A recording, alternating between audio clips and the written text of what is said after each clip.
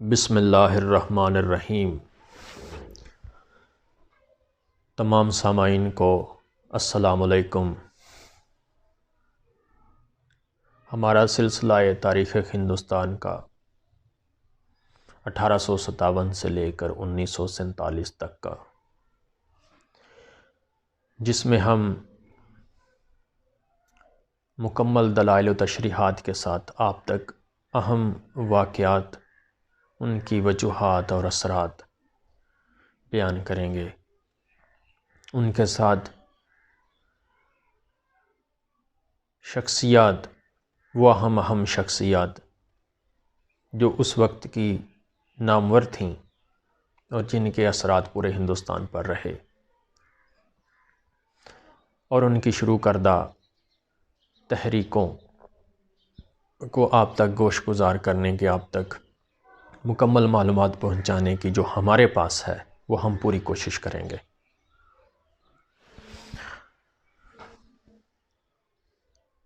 کسی بھی شخصیت کو چند ویڈیوز میں قید بند نہیں کیا جا سکتا،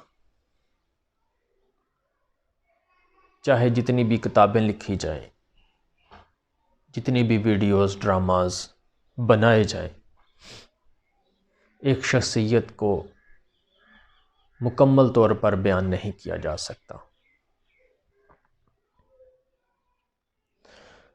ہمارے پاس آج ایک ایسی شخصیت ہے جس کو ہم ایک ایسے درخت سے، ایسے پیڑ سے تشبیہ دیتے ہیں جس کا سایہ، جس کے سائے کا اثر پورے ہندوستان پر رہا اور ہے، جس کے پھل پورے ہندوستان نے کھایا اور ابھی تک ان سے فیض یاب ہو رہے ہیں۔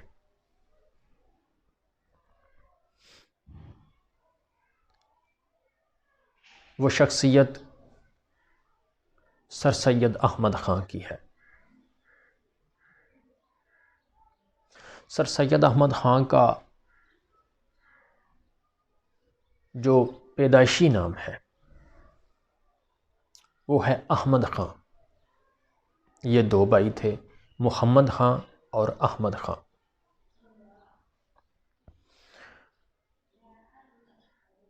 ان کے والد کا نام میر متقی،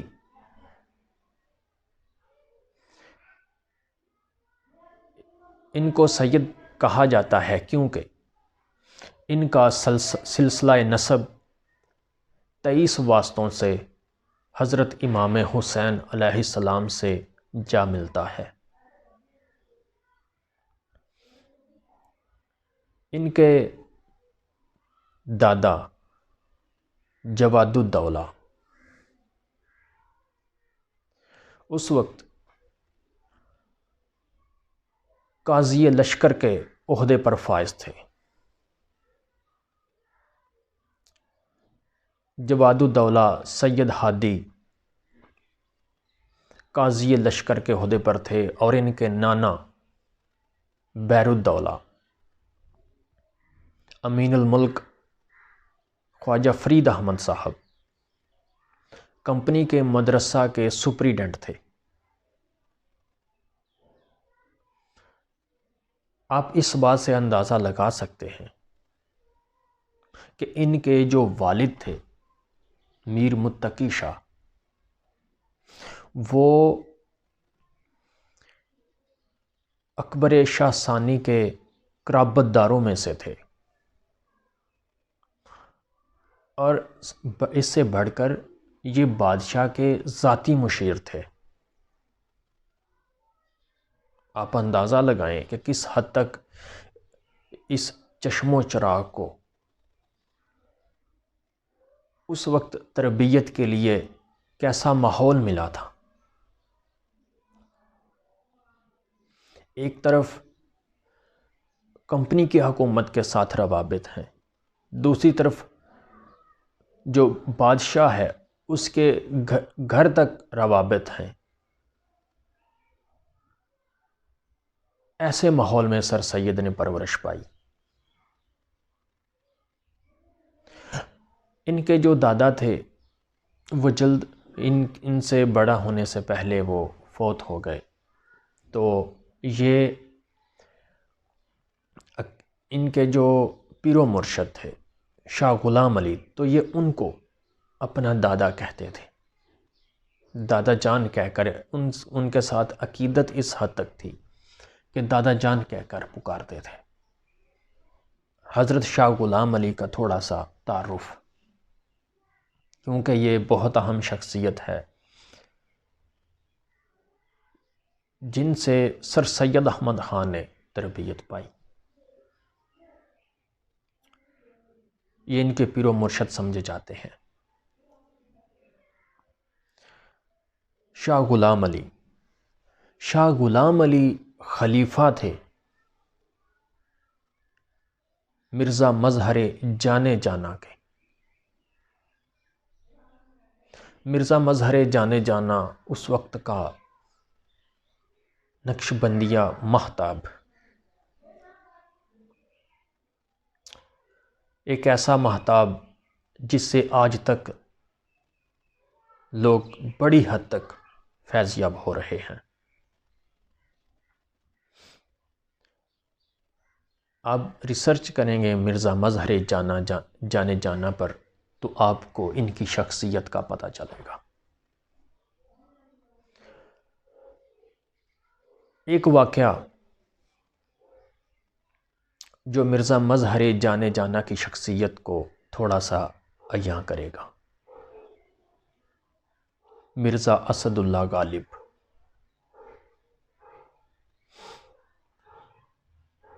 مرزا اسد اللہ غالب مرزا مظہر جانے جانا کی ملاقات کے لیے عقیدت کے طور پر جاتے ہیں،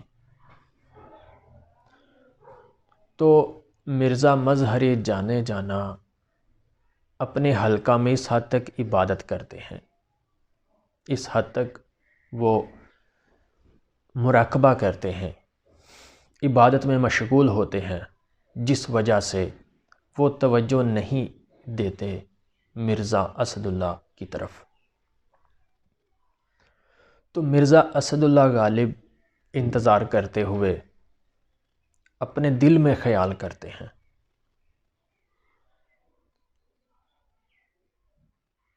یا عبد القادر جیلانی مرزا مظہر جانے جانا کی توجہ ہماری طرف کریں۔ اس خیال کرنے کے بعد مرزا مظہر جانے جانا اپنی عبادت سے فری ہونے کے بعد اپنے حلقہ میں جب بیٹھتے ہیں تو اسد اللہ غالب حاضری کے لیے ان کے پاس بیٹھے ہوتے ہیں، تو مرزا مظہر جانے جانا اسد اللہ غالب کو کہتے ہیں کہ صاحب آپ عبد القادر جیلانی تک پہنچ گئے ہیں۔ یہ عالم تھا۔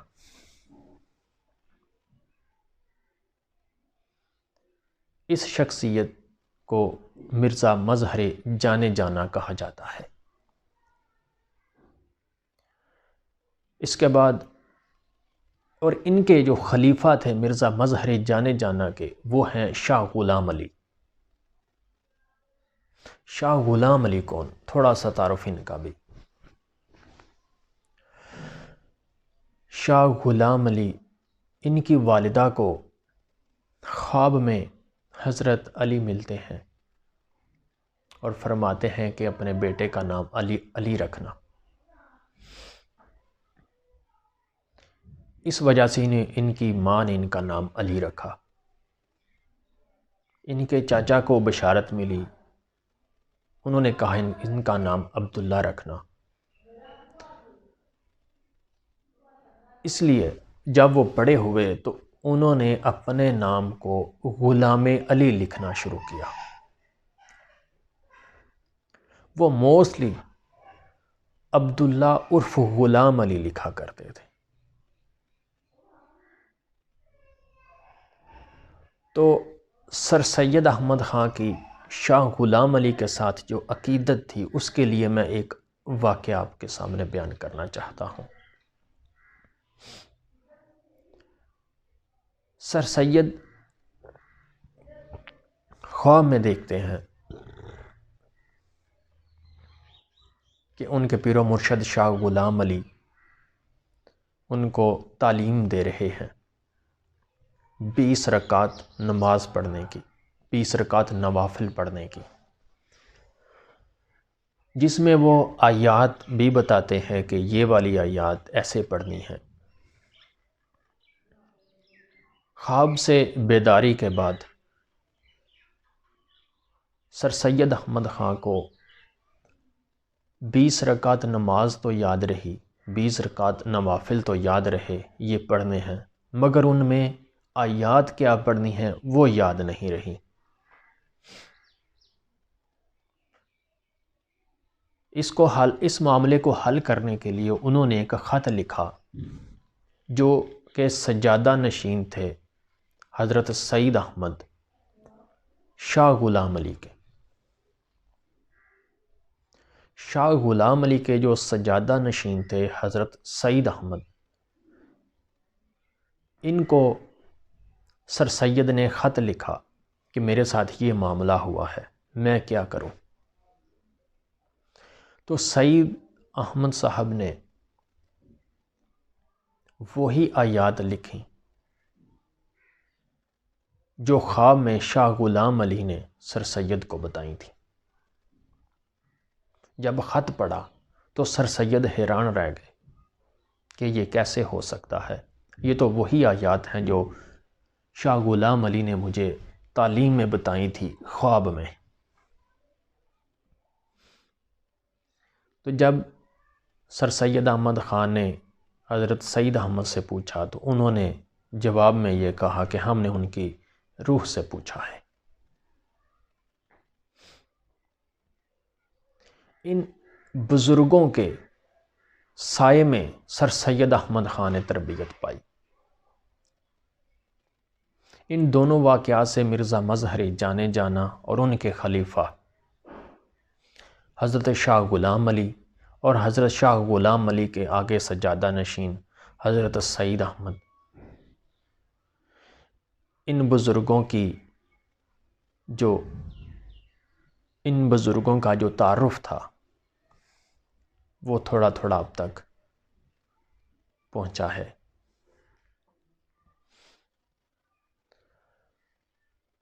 سر سید احمد خان ابھی پوری طرح جوان نہیں ہوئے تھے، ابھی یعنی کہ 20 سال کے لگ بھگ عمر تھی۔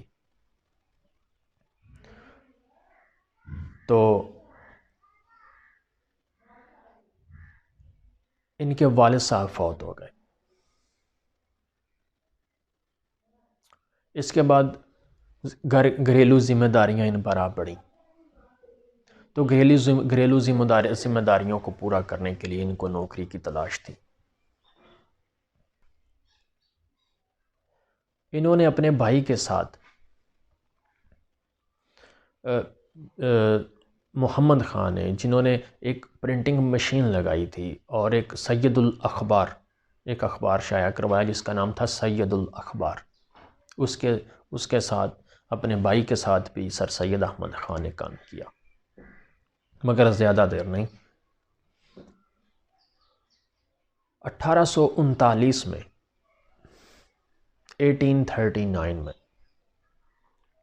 سر سید احمد خان کمپنی کی حکومت سے ایک ملازمت لے لیتے ہیں، سرشتہ کی ملازمت، آپ کہہ لیں کہ کلرک، ایک قسم کے منشی۔ یہ چھوٹی سی وزارت یہ چھوٹی سی ملازمت ان کو ملی، مگر بعد میں انہوں نے کافی ترقی پائی، وہ کیسے ہم دیکھتے ہیں۔ سر سید احمد خان کی جو دینی تعلیم ہے، ایک اور شخصیت جو میں نے آپ کو ابھی تک نہیں بتائی، شاہ ولی اللہ کے پوتے دیکھیں حضرت شاہ ولی اللہ کے گھرانے سے بھی ان کے تعلقات ہیں۔ حضرت شاہ ولی اللہ کے پوتے شاہ محمد اسحاق اور مولانا مملوک علی نانوتوی سے انہوں نے دینی تعلیم حاصل کی، ان سے بھی دینی تعلیم حاصل کی۔ اس کے بعد نواب شیفتہ، ایک قابل قدر نام نواب شیفتہ۔ نواب شیفتہ کون ہے؟ یہ مرزا اسد اللہ غالب اور مولانا الطاف حسین کے مربی تھے۔ مربی سے مراد تربیت کرنے والا۔ نواب شیفتہ نے ان دونوں کی، مولانا الطاف حسین حالی اور مرزا اسد اللہ غالب کی تربیت کی تھی۔ ان کے ساتھ بھی سر سید احمد خان کے گہرے مراسم تھے۔ 1841 میں سر سید احمد خان، ان کے بھائی محمد خان اور ان کا ایک کزن تھا ہاشم علی، ان تینوں نے منصفی کے پیپر دیے۔ ان کے بھائی تو پاس نہ ہو سکے مگر ان کا کزن اور یہ امتحان پاس کر گئے۔ 1846 سے 1855 تک سر سید احمد خان دہلی میں منصف کے عہدے پر رہے۔ اس کے دوران ان کا جو تعلیمی ذوق تھا وہ بڑھتا گیا۔ بچپن میں تو ان کو اتنا تعلیمی ذوق نہیں تھا، مگر ان کو شخصیات ایسی ملی تھی جن سے ان کی شخصیت میں کافی نکھار پیدا ہوا۔ 1857 میں یہ بجنور میں تھے، صدر امین کے عہدے پر فائز تھے۔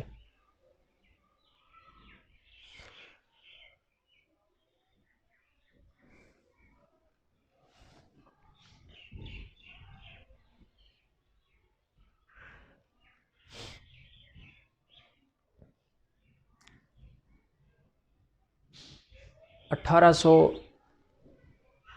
59 میں مراد آباد، 1862 میں غازی پور، 1864 میں علی گڑھ منتقل ہو گئے۔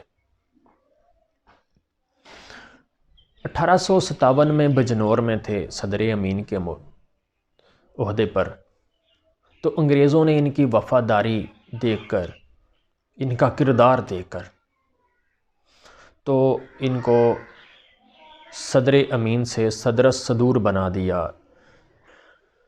1867 میں آپ بنارس میں تھے جب اردو ہندی تنازع ہوا، تو اس کے بعد آپ نے مکمل طور پر مسلمانوں کے لیے اپنے آپ کو وقف کر دیا۔ اس کے بعد آپ قطعی طور پر ہندوؤں سے دل برداشتہ ہو گئے اور مسلمانوں کی حمایت میں بولنے لگے۔ اس سے پہلے آپ دونوں قوموں کو، ہندوؤں اور مسلمانوں کو، اس حد تک عزیز سمجھتے تھے۔ آپ کہتے تھے ہندو اور مسلم یہ دونوں ایک خوبصورت دلہن کی آنکھیں ہیں، یہ الفاظ تھے آپ کے۔ اور یہ اردو ہندی تنازع کے بعد، جس میں بنارس چونکہ ایک ہندوؤں کا گڑھ ہے، تو وہاں پر ہندوؤں نے یہ احتجاج کرنے شروع کر دیے کہ جو مکمل حمایت کی ہندی کی، کہ ہندی کو عدالتی زبان قرار دے دیا جائے۔ تو مخالفت کی انہوں نے اردو کی۔ اس وجہ سے سر سید نے اس 1867 کے بعد